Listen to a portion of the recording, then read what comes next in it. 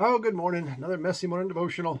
Man, can I just say I love Peter and Peter, the guy in the Bible, because I can relate to him so much. One, he's a fisherman. And if anybody knows me very well, I am passionate about fishing and hunting, all that kind of stuff. Um, but the thing that I really appreciate and am thankful that he's in the Bible is because he's always putting his foot in his mouth.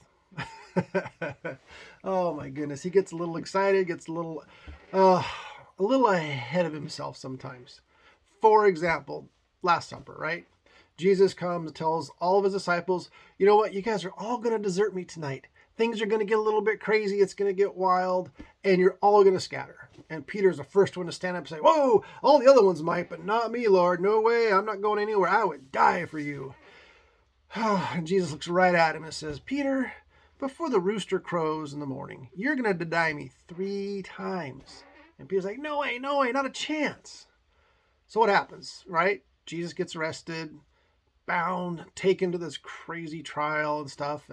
And Peter's out there kind of hanging out there. What's going on? What's going on? He ran away, but then he kind of snuck back in and he gets identified. People say, hey, he's one of the guys that was with them, right? He's like, no, I don't know what you're talking about. And again, another person says, no, you were with Jesus. And he gets a little more forceful. I mean, there's an exclamation point in the Bible's like, no, I have no idea. Starts to use oaths.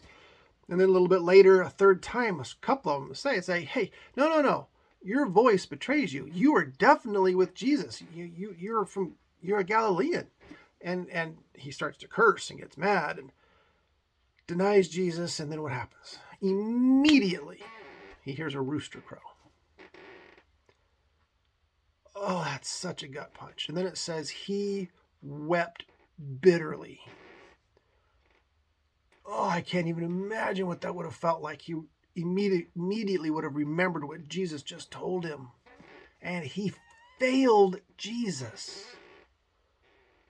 Utterly failed, complete embarrassment, failure. And so now, later on, where do we see Peter, right? He goes back to fishing. He was a commercial fisherman. He got in his boat, put his net down. He figures he's worthless. He's not worth anything, right? Then entered Jesus. What does Jesus do, right? He asked him 3 times, Peter, do you love me? Feed my sheep.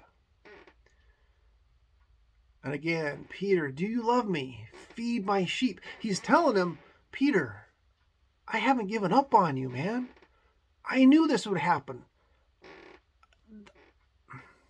It's part of who you are, and I still love you, and I still have a work for you to do. And he does it a 3rd time. Again, Peter, do you love me? And Peter's like, yes, Lord, I love you. But what's he saying inside? But I failed. I screwed up. And Jesus says, that's okay.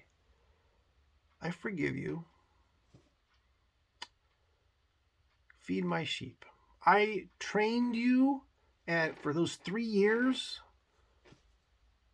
And I promised you that I changed your name to Peter, right? The rock. I'm going to build my church on the rock. I haven't given up on that. That hasn't changed one bit. So let's get to it. I don't know where you're at today. Maybe you feel like you've let God down. You've made too big of a mistake.